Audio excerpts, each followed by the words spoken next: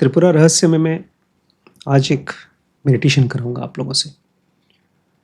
उसको मैंने अपनी जर्नल में लिखा है, खोजा है, डिस्कवर किया है। उस मेडिटेशन का नाम है एनक्वायरी मेडिटेशन, लेकिन उसके लिए बड़ा इंटेंस माइंड चाहिए, सोने वाला माइंड नहीं चाहिए, अमीर बनने वाला माइंड नहीं चाहिए। आपको उसके लिए अपने मोबाइल से कम 5 फीट दूर रहना पड़ेगा। देखिए, इस मेडिटेशन का पहले पर्पस समझिए क्या है। 2 तरह की थिंकिंग होती है, बहुत ही मज़ेदार चीज़ है। एक होती है थिंकिंग, जिसमें आप नेचुरल नॉर्मल तरीके से सोचते हैं। उसमें आप रैशनल थिंकिंग करते हैं, उसमें आप वरी थिंकिंग करते हैं, उसमें आप रिएक्शनरी थिंकिंग करते हैं। कभी किसी ने कुछ परेशान किया तो आप तुरंत रिएक्ट करते हैं। उसमें सारे टाइप की थिंकिंग आती है। वो है थिंकिंग, और वही आपकी ज़िंदगी चलाती है। लेकिन एनक्वायरी मेडिटेशन में आप दूसरे टाइप की थिंकिंग सीखते हैं, जिसको मैं बोलता हूँ नॉन थिंकिंग। आपके अंदर में एक ऐसा स्टेट है, ऑलरेडी है, जो सोचता नहीं है कभी, वो जानता है। उसको कभी सोचने की ज़रूरत ही नहीं होती है। पता नहीं कितने सालों से सबके अंदर है, और वो सब कुछ जानता है, इसलिए उसको कभी कुछ सोचना नहीं पड़ता। जैसे आपको अगर मैं कहूँ हाथ उठाओ, आपने लेफ्ट उठाया, आपने राइट उठाया, जो भी वजह है, सोचना तो नहीं पड़ा। अच्छा, तो ये जो प्रोसेस है उसको आप इंट्यूशन कहते हैं। ये बहुत फटाफट होता है। बट जब आप रियलिटी को जानना चाहते हैं, उसको जानना चाहते हैं, जो जिसको गॉड कहते हैं हमारे अंदर, तब उस थिंकिंग की जरूरत होती है। बिकॉज वही है जो आपको ले जा सकता है। नॉन थिंकिंग, उसको आप विटनेस के नाम से भी जानते हैं। वो हर चीज को विटनेस करता है। तो थोड़ा सा पहले आप थिंकिंग समझिए। थिंकिंग वाला पहला वाला। और जब मैं बोलूंगा ना, तो आप इसको अपने माइंड में देखिएगा कि ऐसे ही होता है। Something happens, we remember, afterwards we compare. जैसे आजकल क्या, बहुत टाइम से स्कूल में जो भी बच्चे जाते हैं, कुछ टाइम के बाद उनको मालूम पड़ जाता है कि हम पढ़ने में अच्छे हैं कि खराब हैं। कैसे मालूम पड़ता है? घर में अगर होता तो नहीं मालूम पड़ता। तो हम कुछ हमारी लाइफ में हुआ, हम स्कूल गए, और उसके बाद में हमने चीज़ों को याद करना शुरू किया, और एक दिन अचानक से कुछ हुआ, किसी बच्चे की तारीफ हुई, उसकी तारीफ हुई, मेरी नहीं हुई, एक कंपैरिजन हुआ, तो पता चला। तो something happens, we remember and we compare. Comparison खत्म नहीं होता। कंपैरिजन धीमे धीमे कंटिन्यूअस चलने लगता है हमेशा। तो वो एक इंटेलेक्चुअल टूल की तरह हम यूज़ करते हैं एनालिसिस करने के लिए किसी भी चीज़ को। जैसे आप कोई कपड़ा खरीदते हैं तो आप एनालाइज करते हैं कि इसकी क्वालिटी कैसी है, इसका रेट कैसा है। आप एक बार दुकान में जाते हैं, आपको लगता है ये जैकेट जो है 10,000 रुपये का है तो बड़ा अच्छा, उसकी फील अच्छी है, सब कुछ अच्छा है, हल्का भी है, लेकिन 10,000 मेरे पास नहीं है। लेकिन जब ये 7,500 का होगा तो आप लूट लेंगे उसको। आपने एक तरह से एनालाइज किया। शायद वो 1,000 रुपये का ही हो, या शायद उसको कभी पहने भी नहीं, फिर भी ले लेते हैं। अच्छा, ये भी यहाँ तक होता है, उसके बाद ख़त्म नहीं होता। ब्रेन ये सब चीज़ करता क्यों है?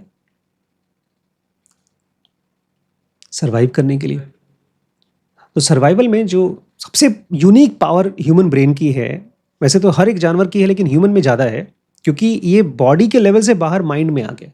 प्रेडिक्शन, इस ब्रांड का अगर मैं मान लेता हूँ तो अच्छा ही निकलेगा। अगर मैं ये पढ़ाई करता हूँ या मैं इस तरह से बिहेव करता हूँ तो ये अच्छा ही होगा। हम लोग पढ़ रहे हैं कि 2 तरह की थिंकिंग होती है, एक थिंकिंग, एक नॉन थिंकिंग। इन दोनों को अगर समझ गए, तब मैं आपको एक मेडिटेशन कराऊंगा जिसका नाम है एनक्वायरी मेडिटेशन। वो आपको ले जाएगा नॉन थिंकर के पास, वो स्टेट अवेयरनेस की जो कभी नहीं सोचता। तो आपने कंपेयर किया, एनालाइज किया और प्रिडिक्ट किया। उसके बाद, प्रिडिक्ट करने के बाद, आपका है जैसे हार्ट बीट करता है 24 घंटे, ऐसे ब्रेन भी 24 घंटे सोचता रहता है, सोचना तो है ही। तो अब लोगों से डिस्कस करता है, अरे तुम्हें पता है यार कितनी बड़ी अच्छी ब्रांड है वहाँ पर, यह वो आदमी कितना अच्छा है। डिस्कस करने से उसको बहुत फ़ायदा नहीं होता, लेकिन एक नुकसान होता है, वरी, चिंता। और फिर वरी जब आप करते हैं किसी चीज़ को लेकर के, तो माइंड चीज़ों को रिकंसिडर करता है, रीवैल्यूएट करता है, और फिर डिसाइड करता है और काम करता है। ये एक रूटीन है माइंड के काम करने का। Something happens, we remember, compare, analyse, predict, discuss, worry, reconsider, decide and act. इसमें सब तरह की थिंकिंग आती है। रैशनल थिंकिंग, जैसे हम लोगों ने कल थोड़ा सा मैथ्स पढ़ा, बड़ा अच्छा लगा कि यार मैथमेटिशियन ऐसे सोचते हैं, प्रॉब्लम्स कैसे सॉल्व करते हैं, वो रैशनल थिंकिंग है। रिएक्टिव थिंकिंग हम सब जानते हैं खराब है, लेकिन जब रात को सोते हैं तो रिएक्टिव थिंकिंग आ जाती है, भूख लगी चलो खा ही लेते हैं, और खाते हैं तो खाना नहीं खाएंगे, कुछ ऐसी चीज़ खाएंगे जो स्वादिष्ट हो। कंसल्टिव थिंकिंग, जहाँ पर दूसरों से बात करते हैं और आप इवेल्युएट करते हैं कि मुझे क्या करना चाहिए, और लास्ट में जब आप इतनी थिंकिंग कर ही चुके हैं तो आप क्या करते हैं, सब थिंकिंग का मिलाकर ओवर थिंकिंग, दिमाग चलता रहता है। इन सब चीज़ों में एक ही चीज़ कॉमन है, इवेंट, थॉट, रिस्पॉन्स। कुछ घटना हुई, उसके बाद मेरा थॉट चलता रहा चलता रहा चलता रहा चलता रहा, और फिर मैंने काम किया। इसलिए मैं कहता हूं थिंकिंग थिंकिंग। जो कल पढ़ा था वो आदमी क्या बोलता है उनसे कि मैं लाइट को, ईश्वर को रिस्पॉन्ड करना चाहता हूं। ईश्वर बात नहीं करता, लेकिन हमारा ब्रेन 24 घंटे क्या करता है, इवेंट हुआ, थिंकिंग हुआ और रिस्पॉन्स हुआ।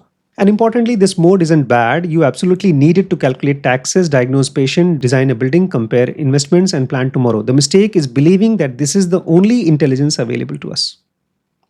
और इसमें कोई बुराई नहीं है। हमको अगर एक संस्था चलानी है, इनकम टैक्स भरना है, बिजनेस को ग्रो करना है, अलग अलग डिपार्टमेंट बनाने हैं, हर एक काम के लिए, पेशेंट डायग्नोज करना है, किसी भी काम के लिए हमको थिंकिंग चाहिए। अगर वो नहीं होगा तो मैं पेशेंट देखूंगा और भैया मेडिटेशन में चला जाऊंगा, तो थोड़ा गड़बड़ हो जाएगा ना, काम तो होगा नहीं। ठीक है, लेकिन अगर आपको पता ही ना हो कि आपके घर में खाली ड्राइंग रूम नहीं है, एक बेडरूम भी है जहां पर आप जाकर सो सकते हैं, ऐसे ही आपको पता ही ना हो कि आपके ब्रेन में एक ऐसा भी जिंदा इंटेलिजेंस है जिसको सोचना नहीं पड़ता, तो वो गड़बड़ हो जाता है, जो हम लोग के साथ होता है। उसको बोलते हैं नॉन थिंकिंग थिंकिंग। वो कैसे काम करता है, मैं दिखाता हूं कैसे काम करता है। चाबी, क्या आपने इसको पकड़ते समय सोचा ही नहीं? सोचा होगा ना कि अब्बा आ रहा है, मुझे हाथ यहाँ ले जाना चाहिए, यहाँ ले जाना चाहिए। इतना नहीं सोचा, मतलब देखा और तुरंत तो सोचना नहीं पड़ा, क्योंकि आपका इंटेलिजेंस और आपका बॉडी इंस्टिंक्ट। मेरी चाबी वापस कर दीजिए, बड़ी इंपॉर्टेंट चाबी है। मैंने भी नहीं सोचा, लेकिन मेरा काम हो गया। और शायद अगर मैं सोचता तो होता है, बहुत बार बचपन में क्रिकेट खेलते थे, अरे मैं पकड़ पाऊंगा, चूक जाता। साइकिल चलाते थे, सामने गड्ढा है या पत्थर है, अरे एक्सीडेंट हुआ कि नहीं होगा, नहीं, धड़ाम से उसी में मार दिया। नॉन थिंकिंग थिंकिंग कैसे काम करती है? थॉट्स, फीलिंग्स और actions must be one and simultaneous with situation that calls for them. 3 centres हैं हमारे ब्रेन में, या 3 गुण हैं ब्रह्मांड में। कौन कौन से? सत्व, रजस, तमस, इंटेलिजेंस, इमोशन और बॉडी। दिक्कत यह है कि जब ये तीनों अलग अलग चीज चाहते हैं तो हम थिंकिंग करते हैं। पापा तो बोल रहे हैं कि भाई मुझे पढ़ाई करना चाहिए, बीटेक करना चाहिए, मेरा इमोशन कहता है कि मुझे कुछ और करना चाहिए, तो वहां पर थिंकिंग चलती है। बॉडी को भूख लगी है और खाने का मन है आइसक्रीम, लेकिन यूट्यूब कहता है कि अगर बॉडी अच्छी बनानी है तो तुम्हें प्रोटीन खाना चाहिए। इस टाइप के जब कॉन्फ्लिक्टिंग चीज़ें होती हैं बॉडी में और माइंड में और इमोशंस में, तो आप सोचते रहते हैं। और अक्सर जो लॉन्ग टर्म फ्यूचर होता है, जिसमें कि आप बहुत सक्सेसफुल होने वाले हैं या आप बहुत ग्रेट एनलाइटेंड, ग्रेट नहीं बोलेंगे लेकिन एनलाइटेंड इंसान बनने वाले हैं, तो आपको ये तीनों एक साथ काम कराना होगा। स्पोर्ट्समैन इसको कहते हैं flow, state of flow. Even writers जब लिखते हैं तो जब फ्लो आ जाता है तो बहुत सोचते नहीं, बस लिखते जाते। अभी एक जो बड़ी म्यूजिक दिखा रही है ब्रिलियंट माई ब्रिलियंट करियर, उसमें जो एक्ट्रेस है वो बोलती है, कोई सामने आया उसको खट से बोल दिया, कुछ भी बोल दिया, बोलती सॉरी हाँ मेरा मुंह में वो नहीं है, ब्रेक नहीं है, मैं सोचती नहीं हूँ, जो मुझे मन में आता है वो बोल देती हूँ।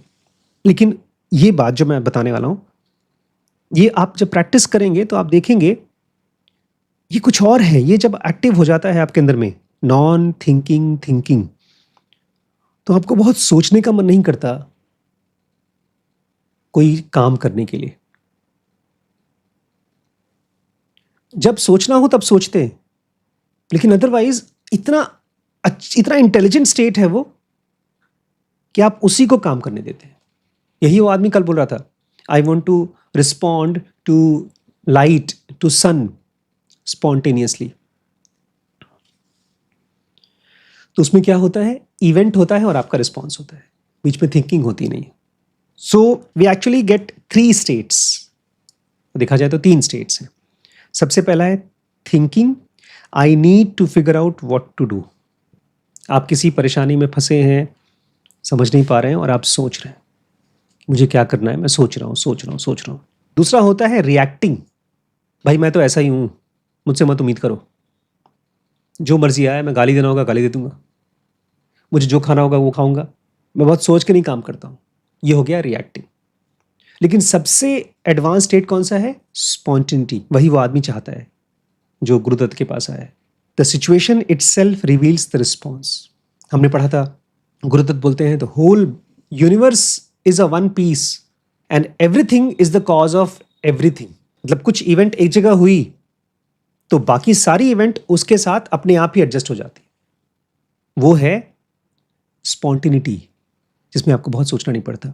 Situation itself reveals the response. आप सोचते नहीं है, सिचुएशन ही बताती है आपको क्या करना चाहिए। आपको थोड़ा सा इमेजिन करना पड़ेगा इसमें कोई मोमेंट जिसमें आप बहुत गुस्सा हुए या कोई और बहुत स्ट्रांग इमोशन। लास्ट कब गुस्सा हुए थे, या किस चीज़ के लिए अभी भी गुस्सा है या दुखी है बहुत ज़्यादा। हाँ, गुस्सा होती है जब मम्मी इलाहाबाद जाने के लिए बोल रही थी चलना है। Very good. हाँ मुझे भी याद आ रहा है, आप उस समय बहुत परेशान थे। आप उसको वापस ले आइए, उसी आदमी के साथ रहिए जिसको गुस्सा आया था। अभी अपने आप को समझदार वाला मत बनाइए। I want you to be in that गुस्से का स्टेट। मुझे लगता है मैं अभी भी सही हूँ। मतलब गुस्सा सही था वो, है ना। अब ये हो गया, अगर सिंपल भाषा में कहा जाए, आई एम एंग्री स्टेट। ठीक है, अब मैं चाहता हूं थोड़ा सा अंदर जाइए, क्योंकि इंक्वायरी में आपको जब थिंकिंग करना होता है तो आपको बाहर जाना होता है, किसने क्या किया, इसको क्या करना चाहिए। इंक्वायरी में इसको उल्टा करना होता है। Who knows that I am angry. आपकी बॉडी में किसको पता है कि मैं नाराज हूं, किसको पता है, मुझे पता है। तो आप ये बोल सकते हैं भाई मुझे पता है, और किसको पता होगा, मैं गुस्सा हूं तो मुझे पता है। इससे नेक्स्ट क्वेश्चन आया। अब इसको थोड़ा सा डोंट कंसिडर कि ये अजीबो गरीब क्वेश्चन है, इसको एक लॉजिकल क्वेश्चन बनाइएगा। मैं कौन है, इसको पता है? नहीं, आंसर मत दीजिए, मेरे क्वेश्चन को पहले समझिए। Is the angry person the same thing that is aware of the anger?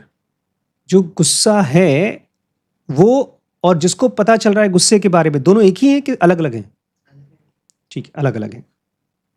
लेकिन मैं चाहता हूं आंसर मत दीजिए आप ये पूछिए क्वेश्चन और वहां चले जाइए। जिसको गुस्सा पता चल रहा है लेकिन वो गुस्सा नहीं है, नहीं समझ में आया? उसके साथ रह सकते हैं 2 सेकंड, क्योंकि जैसे ही आप बोलते हैं मेरे अंदर में एक ऐसी स्टेट है जो अवेयर है गुस्से की, तो आपने गुस्सा छोड़ दिया, आप अंदर आ गए। आपने वो सारे लॉजिक्स छोड़ दिए, किसकी गलती थी, कौन क्या कर रहा था। आपने एक तरह से ऑब्जेक्टिव वर्ल्ड छोड़ दिया। अभी जब आप बाहर जाएंगे और आपको डील करना पड़ेगा, कोर्ट कचहरी करनी पड़ेगी, सब करिएगा, लेकिन जब आप अंदर जाते हैं इंक्वायरी की स्टेट में, तो आप उसके पास रहते हैं किसको गुस्सा आया। इसको आप अगर गुस्सा नहीं है तो भी आप ट्राई कर सकते हैं। कभी एक थॉट आया, कोई थॉट सोचिए अपने मन में। आज आपका बर्थडे है, एक थॉट आया, अगला थॉट यही है कि बर्थडे है तो हम लोग कहीं बाहर खाना खाने जाएंगे, लेकिन वो बाद में बात करेंगे। पहला थॉट है वैभव का बर्थडे है। एक और थॉट आया कि मैंने कल छोटा सा व्हाट्सएप थोड़ा सा वीडियो शेयर किया था, उसमें गलत डेट शेयर कर दी। लेकिन रुकिए, वैभव का बर्थडे है, ये थॉट किसको आया? आपको पता तो है, आपके माइंड में अपीयर हुआ, कान में आवाज आ रही है, इसी की आवाज आ रही है, आपको पता चला? किसको पता चला?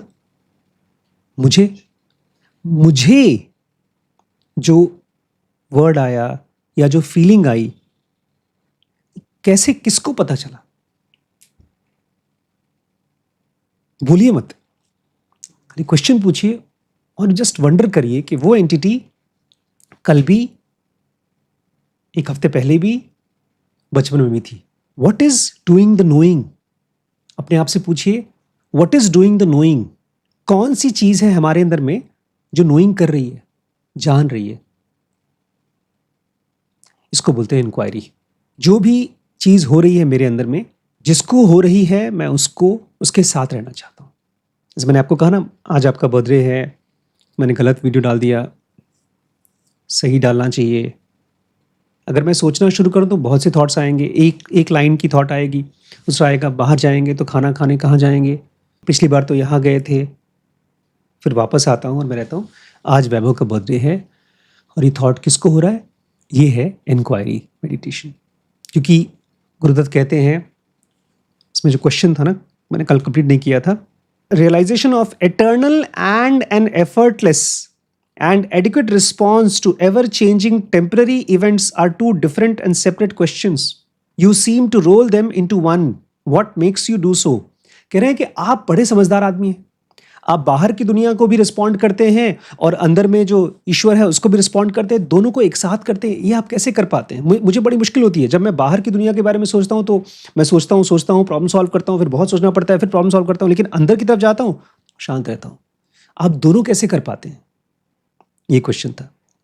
तो इसमें गुरु कह रहे हैं, to realise the eternal is to become the eternal, the whole, the universe with all its contents. मेरे अंदर में वो एक स्टेट है जो एटर्नल के साथ कनेक्टेड है। अच्छा, पता है वो इतनी प्योर स्टेट है कि वो जब मेरे अंदर है तो उसकी वैल्यू, उसकी क्वालिटी एकदम सेम वैसी ही है जैसी आपके अंदर है, आपके अंदर है, आपके अंदर है, या कोई XYZ क्रिमिनल है उसके अंदर है।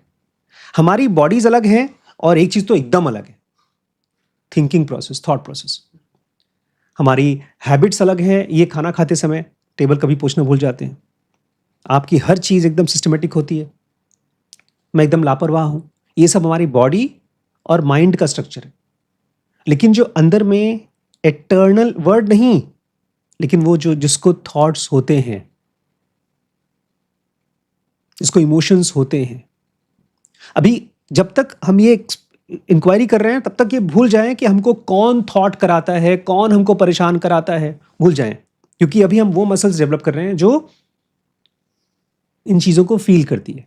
जब आप उसके साथ रहते हैं तो पता है, अचानक से आप पूरे कॉन्शियसनेस के साथ में कनेक्ट कर जाते हैं। लेकिन उसके साथ आपको काफी टाइम रहना पड़ेगा ब्रेन को एक्सेस कर पाने के लिए। आज मैं किसी से बात कर रहा था, बोलता है मैं ना एक गुरु के पास जा रहा हूं और गुरु जी जब शक्तिपात करते हैं आपके सर पे तो आप ट्रांस में चले जाते हो। मैंने उसको पूछा कि कितनी देर तक रह पाओगे ऐसे, और कब तक गुरु जी तुम्हारे साथ ही रहेंगे, क्या तुम्हारे घर पे जाएंगे शक्तिपात करने के लिए? चुप हो गया। बट हम लोग इस तरह की चीजों के लिए ना, एटर्नल की चीजों के लिए हम क्रेव करते हैं कि वो एक्सपीरियंस आए। वो एक्सपीरियंस होता है जिसको मैं उसकी बात कर रहा हूं, एक्सपीरियंस की बात नहीं कर रहा हूं। जब आप एक अच्छे बेड पर बैठते हैं, बहुत स्वादिष्ट खाना खाते हैं, वो स्वाद किसको होता है? वो हैं हम। जब हम वहीं पर रहना शुरू करेंगे, रहेंगे, आते रहेंगे, तब आपका कॉन्शियसनेस एटर्नल के साथ वन होता है। अभी तो ऐसा है कि हम ज्यादातर बिजी हैं बाहर की दुनिया में, चीजें क्यों हो रही हैं, कैसे हो रही हैं, जबकि रियल कॉज हर चीज का क्या है? वो जिसको हो रही हैं सब चीजें। अगर हमारे अंदर में वो एंटिटी ना हो तो हम कोई थिंकिंग नहीं कर सकते। गांव में जब दादी बीमार थी, बहुत बूढ़ी हो गई थी, किसी को देखती थी, किसी का नाम लेती थी। मतलब आंख और ब्रेन थोड़ा सा बूढ़ा हो जाए, थोड़ा सा कमजोर हो जाए, वो सोचना, जो सोच रहा है वो सब गलत हो जाता है। जो इतना लॉजिकल है ना, हम बहुत ही जवानी में सोचते हैं कि एकदम परफेक्ट बॉडी हो जाए और परफेक्ट माइंड हो, हिसाब किताब लगा सकें अच्छे तरीके से और एआई से भी ज़्यादा समझदार तरीके से हम सोच सकें, वो इतना कमज़ोर हो जाता है, ज़रा सा बेहोश हो जाए, ज़रा सा, इसका मतलब हम उसके ऊपर बहुत रिलाई नहीं कर सकते, उस इंफॉर्मेशन पे, उस नॉलेज पे कि किसने मुझे खुशी दी या किसकी वजह से मुझे गुस्सा आया। एक चीज़ पर हम हमेशा रिलाई कर सकते हैं, कौन? जिसको ये सारी चीजें हो रही हैं, क्योंकि वो जानता है और वही सही रिस्पॉन्ड करता है। इसलिए कह रहे हैं to realise the eternal is to become the eternal. बोलते तुम तो ये बोल रहे हो कि गुरुजी आप जब अंदर में जाते हो और बाहर में आप दोनों को कर लेते हो। बोलते मैं दोनों को नहीं करता हूं, मैं एटर्नली ही हूं। मैं तुम्हारी तरह नहीं हूं कि बाहर की दुनिया के लिए अलग हूं, अंदर की दुनिया के लिए अलग हूं।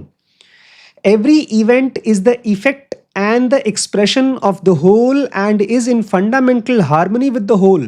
मेरे साथ जो कुछ भी होती है, मैं खाना खाता हूं तब, मैं नहाता हूं तब, मैं कुछ बोलता हूं तब, एक इवेंट होता है और पूरी की पूरी ब्रह्मांड रिस्पॉन्ड करती है। Every event is effect and expression.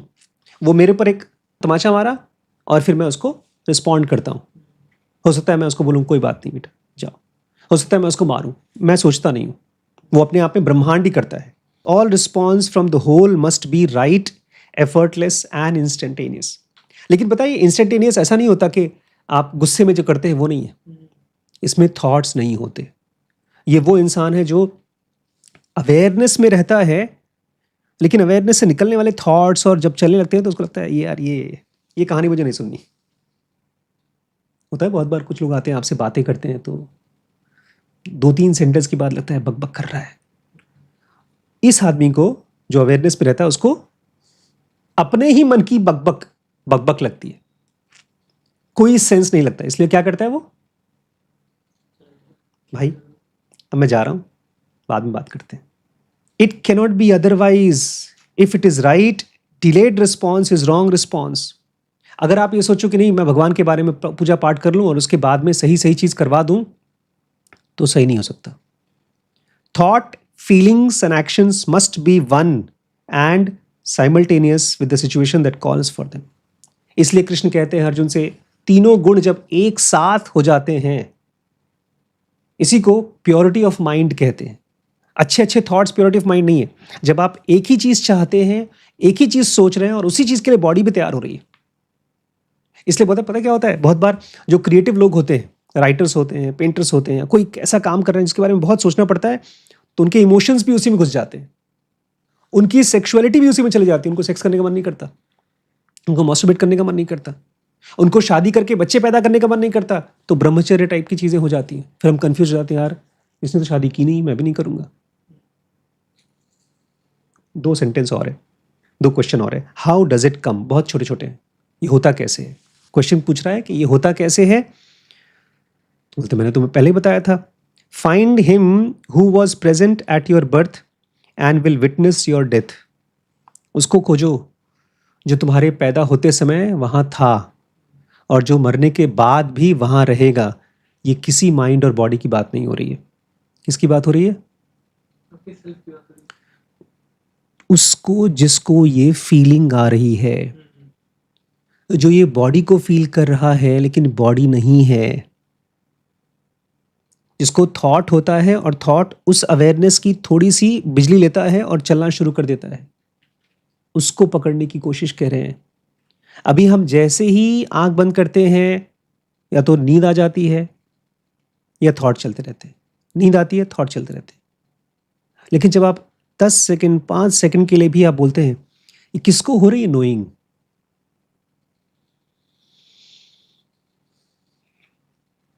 वही है जो डेथ के बाद भी रहेगा और पैदा होने से पहले भी था। लास्ट क्वेश्चन है, बोलते हैं वो तो मेरे माताजी पिताजी थे, मेरे पैदा होने से पहले मेरे माताजी पिताजी थे। बोलते हैं yes, your father and mother, the source from which you came To solve, you must trace it to its source.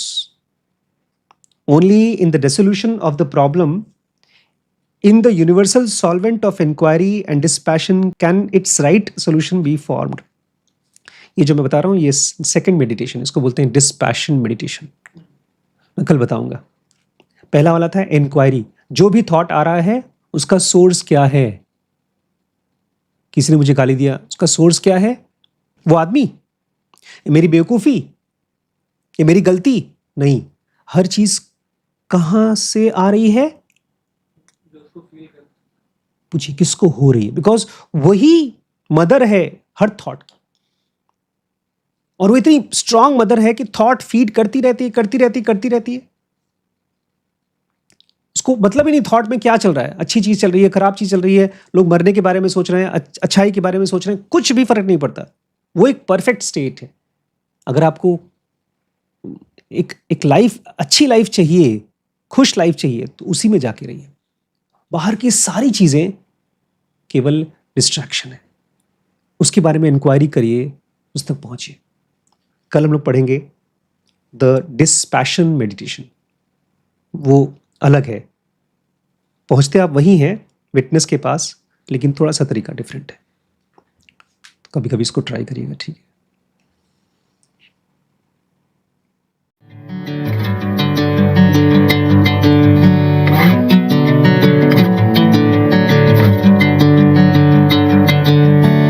Bring me into golden sunlight. If I'm going with you, I know we'll get to the other side. Sinking in, I know this feels right. Catching a